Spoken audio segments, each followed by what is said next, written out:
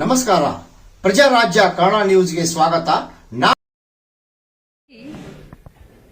ನಾನು ದೇವರ ಮೇಲೆ ಭಕ್ತಿಯನ್ನು ಇಟ್ಕೊಂಡಂಥವ್ರು.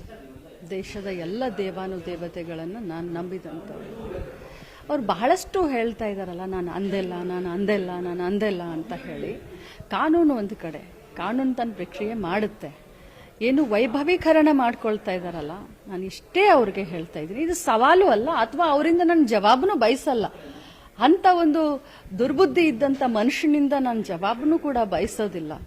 ಆದರೆ ಜನರನ್ನ ದಿಕ್ಕು ತಪ್ಪಿಸುವಂತ ಕೆಲಸ ಮಾಡ್ತಾ ಇದ್ದಾರೆ, ಜನರ ಕಣ್ಣಿಗೆ ಮಣ್ಣೆರ್ಚುವಂತ ಕೆಲಸ ಮಾಡ್ತಾ ಇದ್ದಾರೆ. ಅವರ ಕಾರ್ಯಕರ್ತರಿಗೆ, ಅವರ ನಾಯಕರಿಗೆ ಏನು ದಿಕ್ಕನ್ನ ತಪ್ಪಿಸುವಂತ ಕೆಲಸ ಮಾಡ್ತಾ ಇದ್ದಾರೆ. ನೀವು ದೇವರನ್ನ ಬಹಳಷ್ಟು ನಂಬಿದ್ದೀರಾ ಸಿಟಿ ರವಿ ಅವರೇ.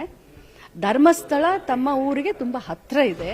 ಇಡೀ ರಾಜ್ಯದ ಜನ, ದೇಶದ ಜನ ಧರ್ಮಕ್ಕೆ ಇನ್ನೊಂದು ಹೆಸರು ಧರ್ಮಸ್ಥಳ ಅಂತ ಹೇಳ್ತೀವಿ. ಮಂಜುನಾಥನ ಮೇಲೆ ನೀವು ಪ್ರಮಾಣ ಮಾಡಿ ಹೇಳಿ.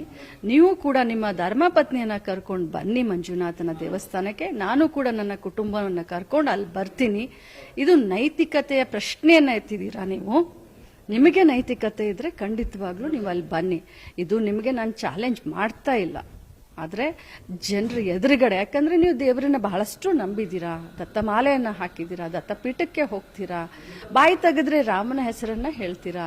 ಅದಕ್ಕೆ ತಾವು ಬನ್ನಿ ಧರ್ಮಸ್ಥಳಕ್ಕೆ ಅಂತ ಕರೀತಾ ಇದ್ದೀವಿ.